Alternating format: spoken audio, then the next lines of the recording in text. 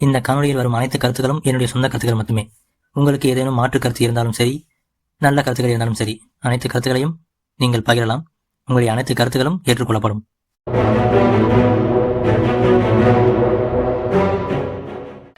அனைவருக்கும் வணக்கம். எல்லாரும் நல்லா இருப்பீங்க நம்புறேன். அப்படி நீங்க நல்லா இல்லைன்னா நல்ல விஷயங்களை கேளுங்க. உங்களுக்கு தெரியாத நல்ல விஷயங்களை தேடி படிச்சு தெரிஞ்சுக்கோங்க. அந்த வகையில நீங்க இன்னைக்கு கேட்க போறது தத்துவங்களும் அதன் உண்மையும்.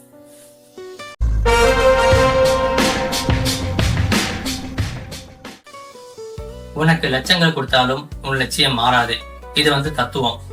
இதோட விளக்கம் அப்படின்னா, உன் வாழ்க்கையில எவ்வளவு பெரிய செல்வம் வசதிகள் உன்னை தேடி வந்தாலும் உன் லட்சியத்தை விட்டு என்னைக்குமே விலக கூடாது. பணம் காசு அப்படிங்கிறதெல்லாம் உங்களை ஆசை தூண்டும், ஆசை காட்டும், ஈர்க்கும். ஆனா அந்த பணம் உங்க லட்சியத்தை என்னைக்குமே விலைக்கு வாங்க அனுமதிச்சிட கூடாது. லட்சக்கணக்கான பணம் அப்படிங்கிறது வெறும் தற்காலிக கவர்ச்சி.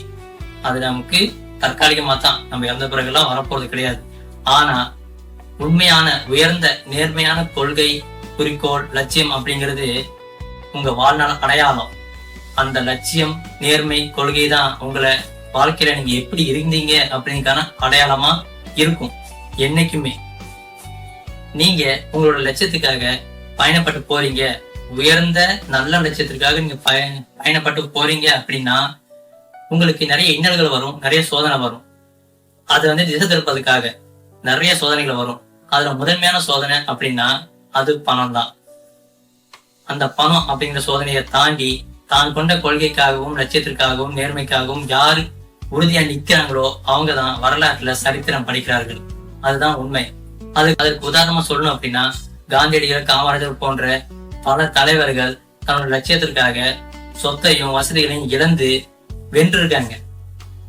ஆக மொத்தம் இந்த தத்துவத்தை பத்தி ரெண்டே வரல எல்லாரும் ஞாபகம் வச்சுக்கணும் அப்படின்னா, வறுமை வந்தாலும் நேர்மை மாறாது, வசதி வந்தாலும் உன் லட்சியம் மாறாது அப்படிங்கிற வரிகளை எல்லாரும் ஞாபகம் வச்சுக்கோங்க. எல்லாருமே நல்லா இருப்பீங்க அப்படிங்கிறது இந்த தத்துவத்தோட உண்மையான விளக்கம். இதோட முடிஞ்சு. இதான் விளக்கம். இது வரைக்கும் உணர்ச்சிகரமா நேர்மையா பேசி முடிச்சாச்சு. ஆனா இப்போ 2026 இன்னைக்கு பிப்ரவரி 2 சரிங்களா? இந்த நாள் தான் இந்த வீடியோ வருது. அப்படின்னும் போது இப்போ ஒவ்வொருத்தருடைய வாழ்க்கை எப்படி இருக்கு அப்படின்னு பார்த்தா, எல்லாருக்குமே லட்சியங்கிறது இப்ப இருக்குமாங்கிறது ஒரு கேள்விக்குறி. ஆனா அப்படி இருந்தாலும் அவங்க அந்த லட்சியத்தை வச்சு போகும்போது, அந்த லட்சியத்தை நோக்கி பயணப்பட்டு போகும்போது இடையில குடும்ப கஷ்டம், இல்ல மருத்துவ செலவு அப்படின்னு நிறைய சூழல்கள் வருது. அப்படி இருக்கும்போது அந்த லட்சியத்தை கொஞ்சம் ஓரம் கட்டி வச்சுட்டு முதல்ல நம்ம குடும்பத்தை பார்ப்போம், அவங்களை காப்பாற்றணும், அவங்களுக்கு உதவி செய்யணும் அப்படிங்கிறது நம்ம போகும்போது முதல் தேவையா பணம் தான் நிக்குது. அந்த பணத்துக்காக நம்ம ஏதோ மாசம் 2000 ரூபாய் 15,000 ரூபாய் எங்க சம்பளம் கிடைக்குதோ, எங்க வேலை கிடைக்குதோ அதை தேடி எல்லாருமே போக ஆரம்பிச்சிட்டோம். அதனால இப்ப லட்சியங்கிறது அதுவே ஒரு கனவா போயிடுச்சு. லட்சியம் வைக்க முடியுமா அப்படிங்கிற ஒரு கனவே பல பேருக்கு இல்லாமே போயிடுச்சு. நிறைய பேரு பணம் எங்க கிடைக்குது, சம்பளம், வேலை எங்க கிடைக்குதோ அங்கதான் போறாங்க. சில பேர் வேலையே இல்லாம தான் இருக்காங்க. அது வேற விஷயம். ஆனா இப்ப இருக்கிற அரசியல இருந்து கார்பரேட் வரைக்கும் எல்லாருமே இப்ப உறுதிப்படுத்துறது என்னன்னா, ஒரு பிம்பம் உருவாக்கப்பட்டிருக்கு. அது என்னன்னா, எல்லாத்துக்குமே ஒரு விலை இருக்கு அப்படிங்கிறது இப்ப உருவாக்கப்பட்ட ஒரு பிம்பம். அதுதான் இப்ப எப்பவுமே இதுதான் இருக்குது. இப்போ வரைக்குமே முதல்ல இருந்தே இருக்கு, இப்பவும் அதான் இருக்கு. அதனால இந்த ஊழல், லஞ்சம், குறுக்கு வழி இதெல்லாம் பெரிய போனால லட்சியவாதிகள் அப்படின்னு ஒருத்தங்க வந்தாங்க அப்படின்னா அவங்க எல்லாம் பார்த்து முட்டாள்களாகவும் கோமாளிகளாகவும் சித்தரிச்சு அவங்க எல்லாம் முன்னேற விடாம தள்ளி விட்டுறாங்க. பின்னாடி போலாம் அப்படின்னு சொல்லி தள்ளி விட்டுறாங்க. இதனாலேயே பல பேரோட லட்சியத்தை கடைபிடிச்சு வாழ முடியல. ஆனா இப்ப இருக்கிற இளைஞர்கள் என்ன தெரியும் பண்றாங்க, இப்ப எல்லாம் லட்சியவாதிகளா இருக்காங்க அப்படிங்கும் போது அவங்களுக்கு எல்லாம் கஷ்டம் தானே வருது. அதனால இப்போதைக்கு பணம் தான் முதல்ல, லட்சியம் ரெண்டாவது அப்படின்னு நினைக்கிறவங்க தான் இப்ப அதிகமான இளைஞர்கள் இருக்காங்க. சொல்ல போனா பணம் சம்பாதிக்கிறது மட்டும்தான் இப்ப லட்சியம் அப்படின்னு நினைக்கிறவங்க பல பேர் இருக்காங்க. நீங்கன்னு கேள்வி கேட்டுறாதீங்க, அப்புறம் நீ ஏன்டா இந்த யூடியூப் சேனல் ஆரம்பிச்சு எதுவும் காசு கேட்கதானே அப்படின்னு கவலைப்படாதீங்க. சப்ஸ்கிரைப் எல்லாம் பண்ணவே சொல்ல மாட்டேன். இது நல்ல அறிவை எல்லாருக்கும் சொல்றதுக்காக இந்த காணொலியை நான் போடுறேன், நிறைய போடுவேன். அதெல்லாம் தெரிஞ்சு நல்லவங்களா மாறுனா பரவாயில்ல, இருந்து போட்டோம். இப்ப இருக்கிற இளைஞர்கள் பணம் சம்பாதிக்கதான் லட்சியம் அப்படிங்கிற நிலைமைக்கு தள்ளப்பட்டாங்க. அதான் இப்ப உண்மையும் கூட. அப்படி இருந்தும் இந்த காலகட்டத்துல ஒரு சிலர் மட்டும் தன்னுடைய லட்சத்துக்காக, நேர்மையான உண்மையான லட்சத்துக்காக, நான் அரசியல்வாதிகளை சொல்ல, வேற யாரையும் சொல்ல, சாதாரண மக்கள்ல தன்னுடைய லட்சியத்திற்காக உண்மையாவும் நேர்மையாவும் இப்பயும் இருக்காங்க. அவங்களும் சொத்தெல்லாம் பறி போய் வசதிகளை இழந்து இப்பயும் அவங்க நேர்மையா இருக்காங்க, நல்லபடியா வாழ்றாங்க. கால் வயிறுனாலும் அவங்க மனநிறைவோட வாழ்றாங்க அப்படிங்கிறது உண்மை. இப்ப வரையும் இருக்காங்க. அவங்க யாருன்னு நீங்க தெரிஞ்சுக்கோங்க, தேடி பாத்தீங்கன்னா உங்களுக்கு நிறைய பேர் தெரியுவாங்க. இருந்தாலும் அப்படி இருக்கிறவங்க நிறைய பேர் இருக்காங்க. நிறைய பேரு தெரியாமே இருக்காங்க, நிறைய பேருக்கு தெரியாமயே இருக்காங்க.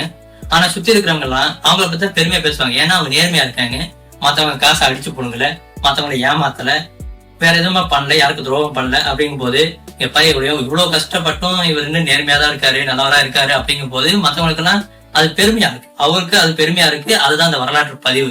அந்த நல்ல பேர் வாங்குறாங்க பாத்தீங்களா, அதுதான் அந்த வரலாற்று பதிவு. அவங்கதான் வரலாற்றுல நிலைத்து நிற்பாங்க. அவங்க செத்து போனாலும் சரி, வரலாற்றுல அவங்க பேர் இருக்கும்.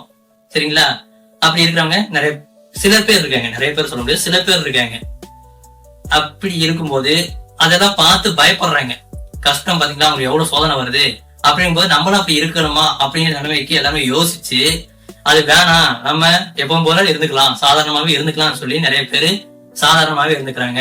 லட்சியம் கிடையாது, வாழ்க்கை எப்படியோ 3 வேளை சாப்பிடணும், சம்பாதிக்கணும், தேவையானது வாங்கணும் அப்படிங்கிற நிலைமைக்கு தான் இப்ப எல்லாருமே இருக்கோம். எல்லாருக்குமே 3 வேளை சாப்பிடணும், நல்லா இருக்கணும், நல்லா இருக்கிற வரைக்கும் நல்லா வாழ்ந்துட்டு போய் சேர்ந்துடணும். அது மட்டும் தான் எல்லாருடைய வாழ்க்கையா இருக்குது இப்போதைக்கு. ஆனா ஒண்ணு மட்டும் சொல்றேன், எப்போதுமே இப்படி இருங்க, சம்பாதிங்க, வாழுங்க, குடும்பத்தோட சந்தோஷமா இருங்க, அது சரிதான். ஆனா அதுக்காக ஃப்ராட் பண்ணாதீங்க, சரிங்களா? குறுக்கு வழியில போகாதீங்க, ஊழல் பண்ணாதீங்க. அது வந்து ரொம்ப முக்கியமானது. என்னைக்குமே நேர்மையா இருங்க. நேர்மையா அந்த மாதிரி எல்லாம் சாதிச்ச முடியுமா அப்படின்னு கேட்டீங்கன்னா, உண்மையா ஒண்ணு சொல்றேன், நல்லா கேளுங்க. உண்மையாவும் நேர்மையாவும் லட்சியவாதியாவும் இருந்தீங்க அப்படின்னா என்னைக்குமே அதுக்கு அழிவு கிடையாது. சரிங்களா? நீங்க இறந்த பிறகும் உங்க லட்சியம் வாழும், உங்க நேர்மை வாழும், உங்க உண்மை வாழும். அதனால கடைசியா உங்களுக்கு எல்லாரும் சொல்றது என்னன்னா, லட்சியமும் நேர்மையும் இருக்கிறவங்க எல்லாருமே கடைசி வரைக்கும் நல்லாதான் இருப்போம், ஒண்ணும் ஆகாது. சரிங்களா? கஷ்டப்படாலும் நல்லாதான் இருப்போம், கஷ்டப்படாத வாழ்க்கை என்னைக்குமே இல்லை. அதனால நேர்மையா இருங்க, உண்மையா இருங்க. என்னைக்குமே நேர்மைக்கும் உண்மைக்கும் வெற்றி நிச்சயம். தெரிஞ்சுக்கோ, புரிஞ்சுக்கோ, உனக்கு தெரியாதத நீ தெரிஞ்சுக்கோ. தெரிஞ்சுக்கோ, புரிஞ்சுக்கோ, உனக்கு புரியாதத நீ புரிஞ்சுக்கோ. எல்லாம் தெரிஞ்சவனும் இங்க யாரும் இல்ல, எல்லாம் தெரிஞ்சவனும் இங்க யாரும் இல்ல. தெரிஞ்சுக்கோ, புரிஞ்சுக்கோ, தெரிஞ்சுக்கோ, புரிஞ்சுக்கோ, தெரிஞ்சுக்கோ.